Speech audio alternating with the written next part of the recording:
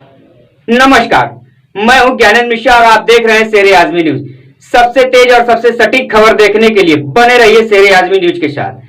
अब खबर विस्तार से। आजमगढ़ भीड़ भाड़ वाले इलाके में धू धू कर जली कपड़े की दुकान।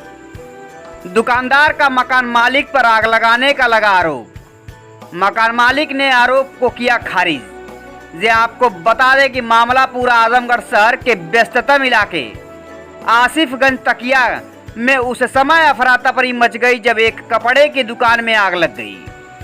आग लगने से दुकान में रखा सामान धू धू कर जलने लगा। आग की लपेट इतनी तेज थी कि कई कई फीट ऊपर तक आग का शोला दिखाई दिया। देखते ही देखते क्षेत्र में अफरा तफरी मच गई। आग लगी की सूचना स्थानीय लोगों ने फायर ब्रिगेड को दी। आग लगने की सूचना स्थानीय लोगों ने फायर ब्रिगेड को दी। मौके पर पहुंची दमकल की 2 गाड़ियां आग पर काबू पाने का प्रयास किया। कपड़े के दुकानदार रिया सिंह का कहना है कि उनका अपने मकान मालिक मीरा गुप्ता से विवाद चल रहा है। आरोप लगाया गया कि मकान मालिक ने ही दुकान खाली कराने के लिए जानबूझकर आग लगाई है, जबकि दुकान का एग्रीमेंट है और दुकान में इस समय पेंटिंग का काम चल रहा था। रिया सिंह ने बताया कि आग लगी कि इस घटना में 20 से 25 लाख का सामान जलकर नुकसान हुआ है। वहीं इस घटना के लिए वह अपने मकान मालिक के खिलाफ मुकदमा भी दर्ज कराएंगी। वहीं मीरा गुप्ता मकान मालिक का आरोप है कि तकिया चौराहे पर लगी आग में किराएदार ने उन्हें दुकान में बंद करके आग लगाने की कोशिश की। दुकानदार खुद आग लगाकर मकान मालिक को जान से मारने व फंसाने की साजिश रच रहा है। वहीं मकान मालकिन मीरा ने बताया कि वह अपना घर देखने के लिए गई थी, पर दुकानदार विनायक ने अपने दुकान के सामान में खुद आग लगाकर उन्हें जान से मारने की कोशिश की। वहीं किराएदार रिया पत्नी विनायक उस मकान को हड़पने के उद्देश्य से अपने दुकान में आग लगा दिए। कोरोना काल के बाद उनकी दुकान सही तरीके से नहीं चल रही थी, जिसका फायदा उठाते हुए उन्होंने अपने दुकान में खुद ही आग लगाकर चिल्लाना शुरू कर दिया। मकान मालकिन ने बताया कि इससे पहले भी उन्होंने 2018 में विनायक के खिलाफ कोतवाली में तहरीर दी थी। वह मौके पर हमेशा फरार हो जाता है और अपनी पत्नी को आगे कर देता है। मीरा गुप्ता मकान मालकिन ने आगे कहा कि किराएदार कई सालों से मकान का किराया भी नहीं देते हैं और जब उन्हें मकान खाली करने के लिए कहा जाता है तो मकान विनायक द्वारा अपने पत्नी को आगे करके मीरा गुप्ता को बार बार जान से मारने व मकान न खाली करने की धमकी दी जाती है। इस मामले की सच्चाई क्या है, ये तो जांच के बाद ही पता चलेगा। इस मामले को लेकर मीडिया से बातचीत करते हुए दुकानदार रिया और मकान मालकिन मीरा गुप्ता ने क्या कुछ कहा, ये आपको दिखाते हैं यह रिपोर्ट। मेरा नाम रिया सिंह है। तकिया पे जो शॉप है जिसमें आग लगी है उसकी मालकिन हम हैं। और हुआ ये कि शनिवार और इतवार को मेरा वहाँ काम लगा था पेंटिंग का। इधर लॉकडाउन जब से हुआ था 5-6 महीने से मेरी शॉप बंद चल रही थी। मुझे फिर से उसको ओपनिंग उसकी करनी थी 1 तारीख से, तो मैं उसमें पेंटिंग का काम लगवाई थी। तो जब पेंटिंग का काम लगवाई थी मेरी मकान मालकिन आई, ऊपर साफ़ सफाई के बहाने छत पे चली गई। आई, थोड़ा नीचे पूजा वूजा भी करी और उसके बाद वो छत पे चली गई। छत पे जाने के बाद 1 घंटा वो बैठी रही ऊपर, और 1 घंटा बैठी रही और हम लोग सोचे शायद साफ़ सफाई कर रही हैं, हम लोग को क्या मालूम था क्या कर रही हैं। फिर उन्होंने शाम को कहा मेरे से संडे को कि मैं आज यहीं सोऊंगी। हमने कहा ये बताइए आप, हमारा माल भरा है, हम इसको छोड़ के कैसे जाएं। तो कहने लगी कि नहीं मैं यहीं सोऊंगी, तुम्हें भी रुकना पड़ेगा। तो हम बोले देखिए हम रुक नहीं पाएंगे, हमारी बुआ जी की डेथ हुई है ससुराल से, हमें अतरौलिया जाना है। तो बोलने लगी कि नहीं मैं नहीं जाऊंगी। और वहीं पर आगे शटर के बीचों बीच एक शॉल रखी थी, बिछा करके बैठ गई, वहीं पर पूजा करने लगी दिया जला के। फिर उसके बाद हम लोग उनको बहुत कोशिश की बाहर निकालने की, लेकिन ये नहीं मानी। उसके बाद ये दुकान के अंदर भाग गई। हम लोग क्या किए कि हम लोगों ने शटर डाउन कर दिया बस, और उसके बाद शटर को लॉक नहीं किया, छोड़ के हम लोग चले गए कि अपना जब मन होगा तो निकलेंगी, तो अपनी फैमिली को फ़ोन करेंगी चाहे जैसे उनको निकालें अपना। लेकिन हम लोग लॉक नहीं लगाए, चले आए।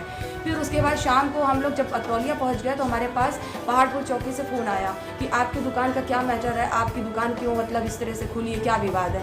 हमने कहा देखिए सर ऐसी ऐसी बात है और ये हमें कह रही है दुकान खोल के जाने के लिए, तो इसलिए हम लोगों ने शटर डाउन करके हम लोग चले आए और हम लोग दूर हैं तो कैसे ताला लगाने आए।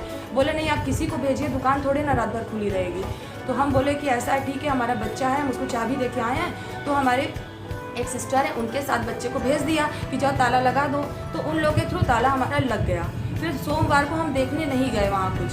फिर ट्यूसडे को फ़ोन आया मेरे पास 8:30 बजे के करीब कि आपकी दुकान में आग लग गई है। आपकी मकान मालकिन बगल वाले जो दुकान है मुर्गे की शॉप है उसके यहाँ से घुस करके छत के रास्ते जा करके और छत पर से उतर के नीचे जा करके आग लगी। क्योंकि जब ये संडे को ये गई थी तो ऊपर की कुंडी जो थी वो धीरे से खोल आई थी। इसके दिमाग में पूरा प्री प्लानिंग सब कुछ चल रहा था कि मुझे ऐसे ऐसे करना है। वहाँ मेरा इतना पेंट का सामान था, इतना केरोसिन ऑयल वगैरह सब कुछ पड़ा था, इतना माल भरा था ऊपर वाले फ्लोर पे, तो सारा माल जल के राख हो गया। फर्नीचर वर्चर कुछ भी नहीं बचा है।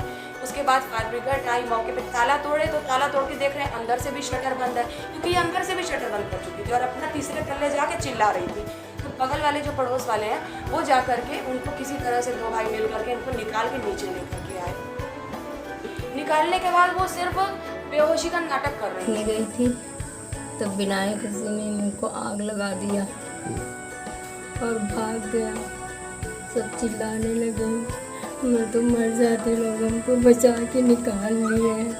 अच्छा, मतलब आपको मौके में दुकान में बंद करके आग लगा दिया था उन्होंने। हाँ। तो अभी रिया सिंह कहाँ है, विनायक सिंह कहाँ है, इसकी कोई जानकारी है आपको? भाग गए, वो मौके पे फरार हैं। हाँ, नहीं आता, अपने बीवी को फिर आगे कर देता है। हाँ, वो हमेशा जब भी उसकी बीवी अपने नहीं आता है, सबसे कर सब फिर बाद में सब करते कि पियक्कड़ ऐसे करके फरार कर देते हैं, सब फरार हो जाता है। उनका उद्देश्य क्या है, वो आपके साथ ऐसा क्यों कर रहे हैं? उसका उद्देश्य हड़पना है मेरा मकान। वो आपका मकान हड़पना चाहते हैं। हाँ। मकान की कीमत कितनी होगी लगभग? 3 तल्ला मकान है मेरा। लगभग करोड़ रुपए की संपत्ति हाँ, होगी। करोड़ों की संपत्ति है। वो मौके सबसे अगल बगल वालों से भी करता है तो मैं कब्जा कर लिया, हमसे खाली करा लेते जानू। अच्छा, मतलब आपको धमकी भी देते हैं? हाँ, बहुत धमकी देता, आके गाली गलौज भी लेता है मेरे घर पे। अच्छा, वो बता रही थी मौके पे कि उनका जो सामान था 20 से 25 लाख रुपए का था, जबकि क्या ऐसा कुछ था? सामान कितने का रहा होगा? सफाई करा रहा था, सामान नहीं था, बहुत 1-2 लाख रुपए का बहुत रहा होगा। थोड़ा बहुत सामान हम था। 2 दिन गए थे सफाई कराने में, किराया मांगी तो अभी 2 दिन पहले हमको अंदर शटर में बंद कर दिया। अच्छा, कितने दिन से आपको किराया नहीं दे रहे हैं? 3 साल से एकदम नहीं दे रहा। 3 साल से किराया नहीं दे रहे? उसके पहले कभी 5,000, कभी 2,000, कभी 7,000 ऐसे दे देता था। अच्छा, आपको जब किराया मिलता है तो आप उसका कोई रसीद देती हैं उनको?